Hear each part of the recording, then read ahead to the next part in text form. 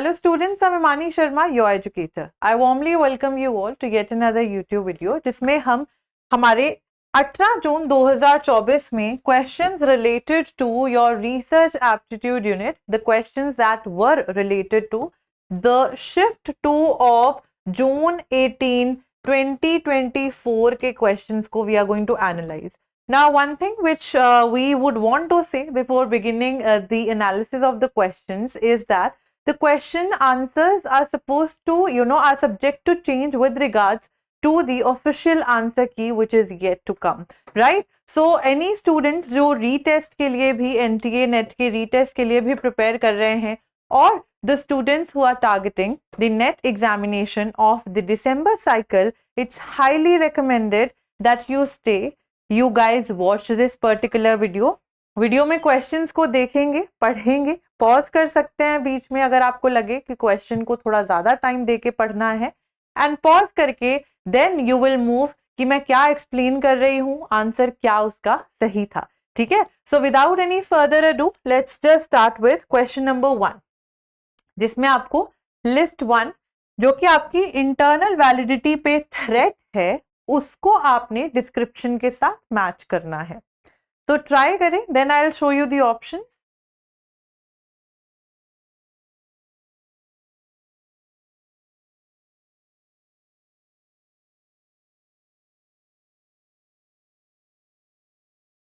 What do you think is the right answer based on these very options?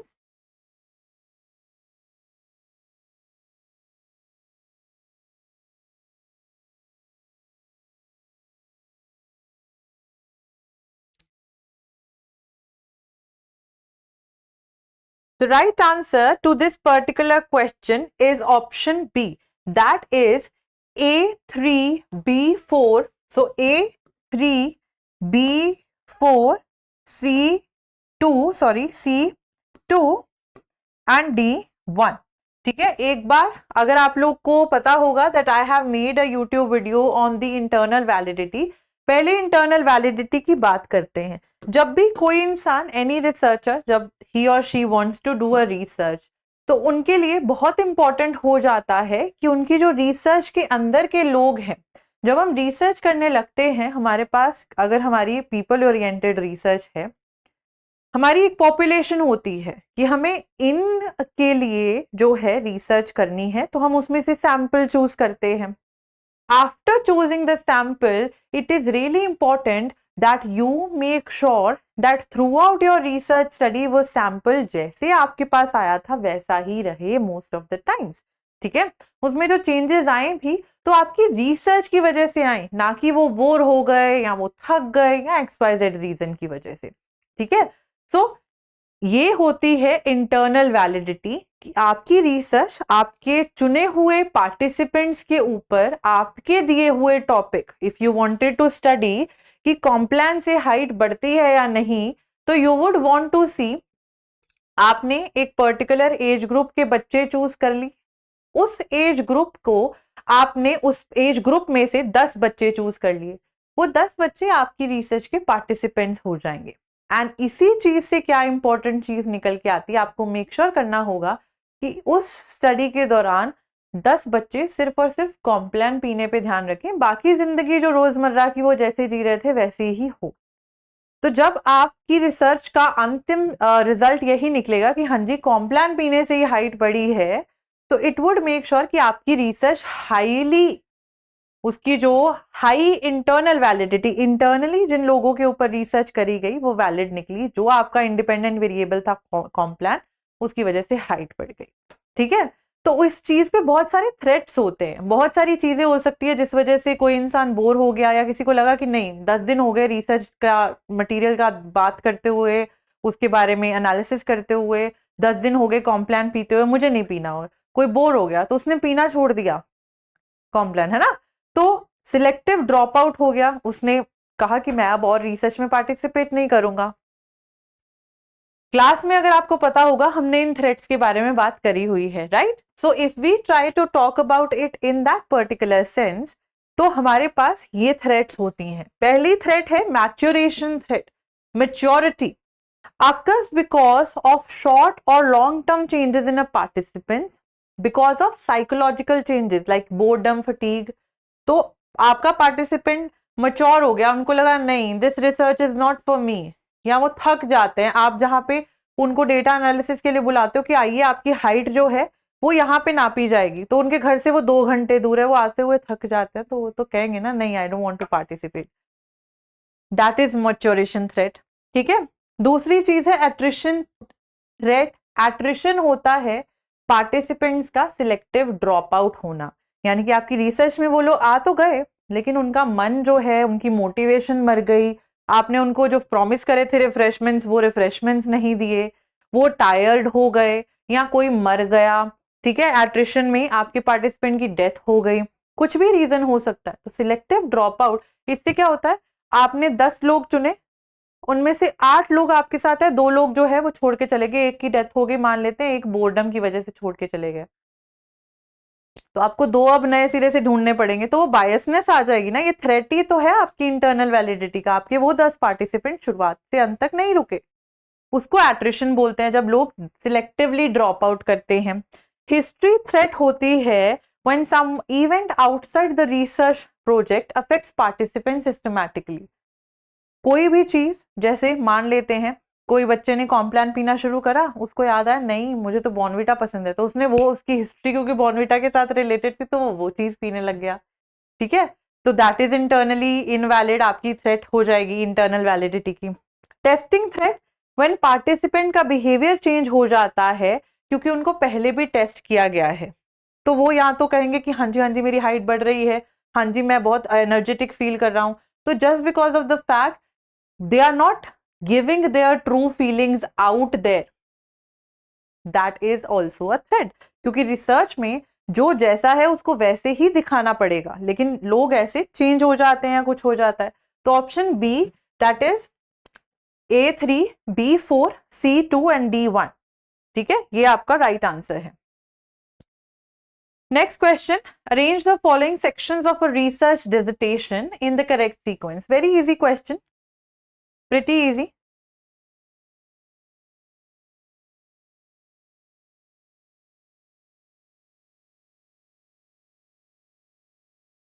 The right answer to this question is option D here, that is A, D, B, C। सबसे पहले आप acknowledgement लिखते हो, ठीक है, फिर आप literature review करते हो, जो भी आपका रिसर्च का टॉपिक है उसके बारे में किसने क्या किताबें लिखी हैं, किसी और इंसान ने उसके ऊपर रिसर्च करी है, उसके रिलेटेड रिसर्च करी है एक्सेट्रा, आप उन बुक्स को पढ़ते हो।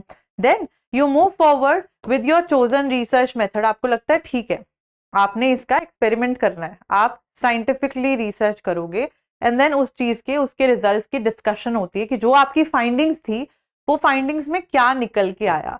तो option D, that is ADBC is the right answer to this particular question. Next up, which of the following refers to a sampling approach in structured observation where a sampled individual is observed for a set period of time? Focus sampling, snowball sampling, purposive sampling या cluster sampling? What do you think is the right answer here?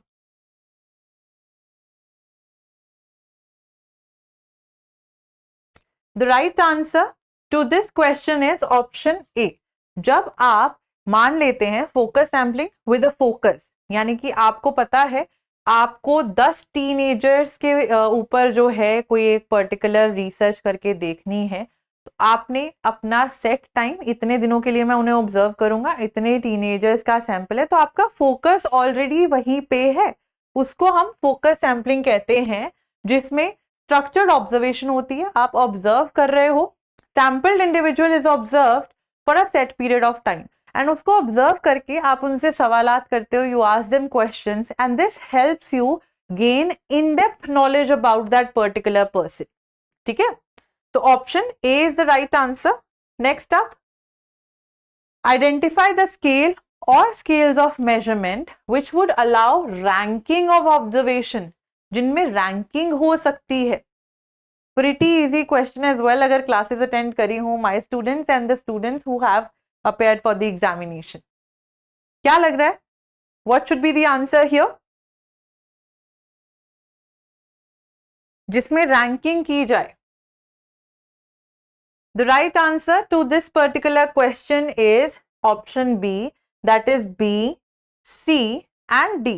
क्योंकि हमारे ये scales पहले इनको बोला क्या जाता है, ये nominal, ordinal, interval and ratio scales को स्टैटिस्टिकल स्केल्स बोला जाता है।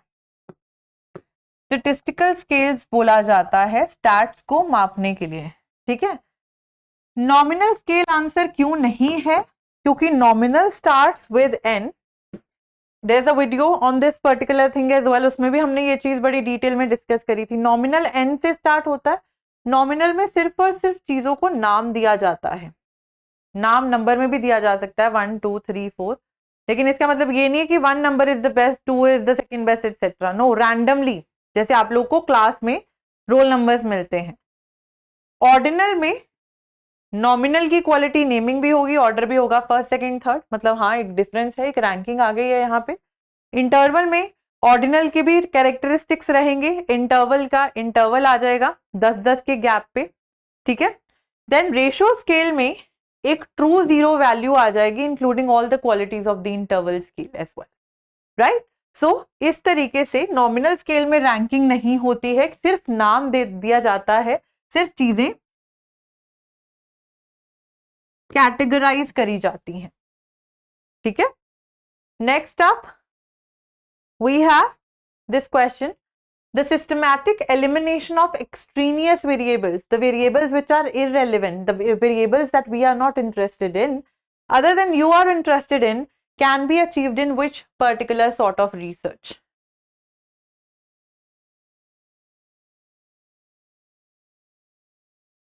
The right answer, you can pause your video if you want to take extra time.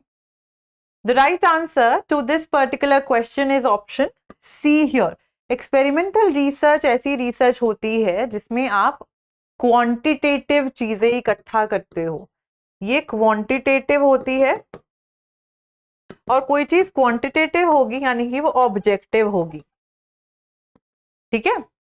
ये तीनों जो है क्वालिटेटिव हैं। Qualitative research, in depth analysis, correlational, दो चीजों में रिलेशन ढूंढना, वाइज व्हाट्स एक्सेट्रा, लॉन्गिट्यूडनल, एक ही ग्रुप को लंबे समय तक उनको ऑब्जर्व करना, उनके पैटर्न में चेंजेस एक्सेट्रा देखना, लेकिन ये क्वांटिटेटिव होती है। आप मान लेते हैं हमारे पास 2 पौधे हैं, मुझे सिर्फ ये देखना है कि रेड लाइट से वही पौधा और दूसरी नॉर्मल येलो लाइट से वही पौधा कितनी जल्दी ग्रो करता है, ठीक है। 2 plants I have, one with the red light, the other one with the yellow light. So I know that now I just want to observe the light system. So what I will make sure, extraneous variable क्या हो सकते हैं जो also plant की growth में help कर सकते हैं। अगर दोनों plants में अलग तरीके की मिट्टी हो, एक में थोड़ी fertile हो, एक में थोड़ी सी कम fertile हो, तो जो fertility वाला होगा, अच्छी fertile मिट्टी वाला होगा, वो जल्दी grow कर जाएगा regardless of the light color. तो मुझे make sure करना पड़ेगा कि मैं अपने एक्सट्रीनियस एक्स्ट्रा वेरिएबल्स जो कि मेरे लाइट और प्लांट ग्रोथ के रिलेशनशिप को हैम्पर कर सकते हैं, उनको मैं क्या करूं, कंट्रोल कर लूं। तो आई विल कंट्रोल, जितना पानी प्लांट ए में जाएगा उतना ही बी में जाएगा, जो टाइप ऑफ सॉइल ए में होगी वही बी में होगी, जिस टेम्परेचर पे ए वाला रखा जाएगा उसी टेम्परेचर पे बी, मतलब सारे फैक्टर्स मैंने कंट्रोल कर लिए। एक्सपेरिमेंटल में ही आप कंट्रोल कर सकते हैं ये चीजें, लॉन्गिट्यूडनल में नहीं कर सकते। लोगों का बिहेवियर ओवर टाइम कैसे चेंज हो रहा है, 5 लोगों को ऑब्जर्व करना शुरू करा, नहीं। कोरिलेशनल, 2 चीजें कोरिलेटेड कैसे हैं, नहीं चेंज कर सकते आप उसमें, ठीक है। एंड क्वालिटेटिव, क्वालिटेटिव सब्जेक्टिव होता है। कोई इंसान आज अपनी लाइफ के बारे में बता रहा है, वो सैड है, 5 साल बाद बताएगा, maybe he would have reached to a different stage. So it's a qualitative in depth questions, तो उसमें तो आप एक्सट्रेनियस वेरिएबल्स को कंट्रोल ही नहीं कर सकते। Human mind is subjective, right? So this was the question that we have had for the last part. So option C, experimental research is the right answer to this particular question. I hope jitni bhi videos analysis ki dali hongi, you guys must have gone through the same. Any questions, any doubts, etc. that you have, you can comment below, right? And be ready to prepare for your examination, so on and so forth. I'll see you guys again in another video. Till then, keep on studying. Thank you so much and have a good day. Bye-bye.